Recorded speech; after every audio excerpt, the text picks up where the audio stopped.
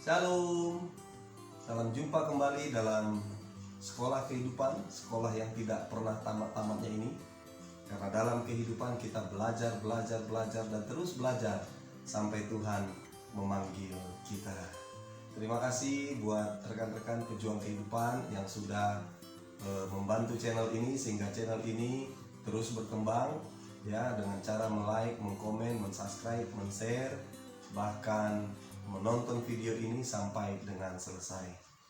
Baik, kita masih ada pada pelajaran dari seorang tokoh yang bijaksana dari Alkitab yang bernama Salomo ya. Pada hari ini kita akan belajar di dalam Amsal 10 ayat yang ke-12. Saya akan bacakan demikian. Kebencian menimbulkan pertengkaran, tetapi kasih menutupi segala pelanggaran. Nah, ya. Jadi Salomo bilang kebencian itu menimbulkan pertengkaran, sedangkan kasih menutupi segala pelanggaran. Ya.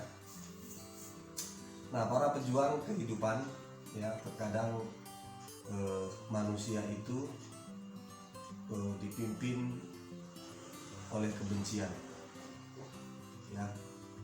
Hari-harinya itu pokoknya benci lah, benci, iri ya. Benci itu tidak suka ya, mungkin tidak suka melihat orang berhasil, mungkin tidak suka melihat temannya maju, atau tidak suka melihat sahabatnya sukses tidak suka melihat rekan sekerjanya naik pangkat, naik jabatan. Pokoknya intinya tidak suka. Nah, ketika kita dipimpin oleh sikap benci atau tidak suka, maka Salomo berkata, kebencian menimbulkan pertengkaran.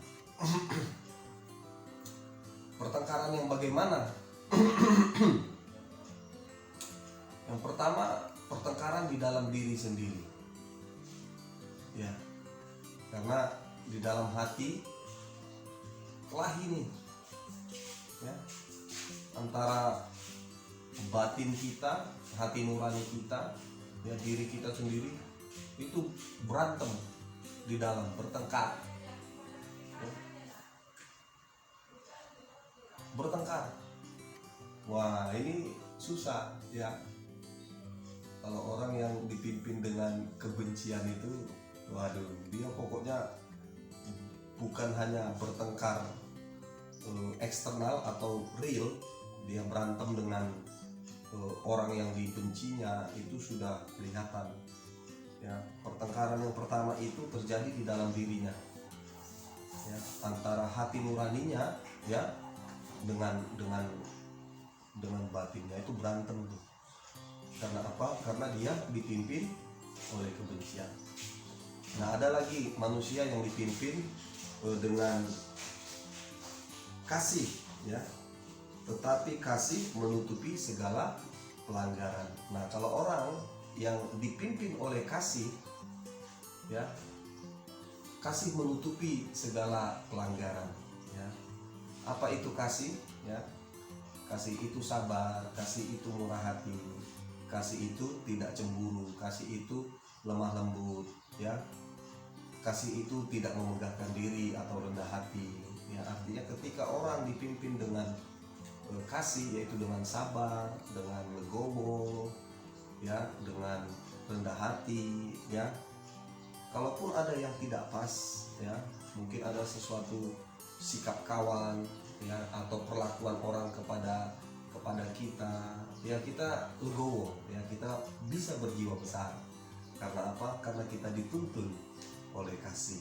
Nah, jadi para pejuang kehidupan dimanapun kita berada, mari kita belajar supaya kita menjadi pribadi setiap hari dituntun oleh kasih yang daripada Tuhan ya. Kasih yang daripada Tuhan, yaitu kasih agape ya, kasih yang tulus, bukan kasih karena ada udang di balik bakwan ya, bukan kasih karena ada maunya, bukan, kasih kita itu kasih yang tulus, ya, kasih tanpa syarat, ya. Kita mengasihi karena Tuhan sudah lebih dahulu mengasihi kita.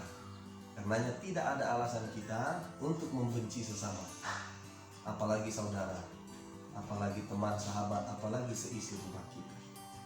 Ya, sehingga hari-hari yang kita jalani, hari-hari yang penuh sukacita, hari-hari yang penuh damai sejahtera.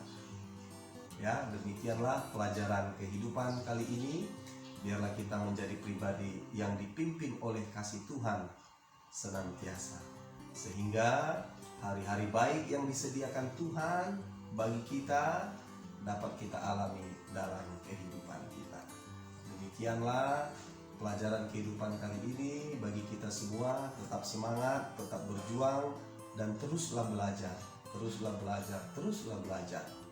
ya, supaya hidup kita hidup yang diberkati oleh Tuhan. Demikian, Shalom, Tuhan Yesus memberkati.